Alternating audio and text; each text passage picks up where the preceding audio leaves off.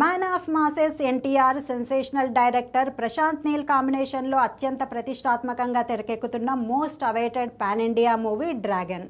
ఈ చిత్రంపై రోజుకో ఆసక్తికరమైన వార్త వినిపిస్తోంది. ఇటీవల ఎన్టీఆర్ చేతికి గాయం కావడంతో సర్జరీ చేయించుకున్న విషయం తెలిసిందే. ప్రస్తుతం ఆయన విశ్రాంతి తీసుకుంటున్నారు.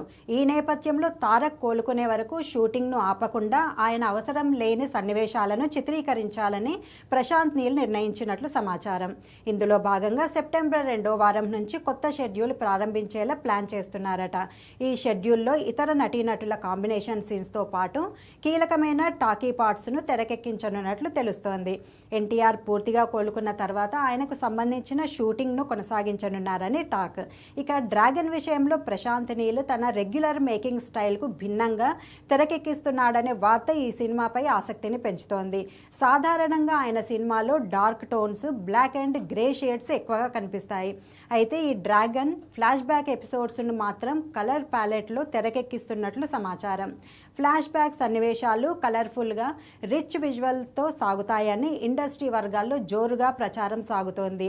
ఈ ఎపిసోడ్స్లో డార్క్ షేడ్స్కు పెద్దగా చోటు ఉండదని, జూనియర్ అభిమానులతో పాటు సినిమా ప్రేక్షకులకు ప్రశాంత్ నీల్ సరికొత్త విజువల్ ట్రీట్ ఇవ్వనున్నారని తెలుస్తోంది.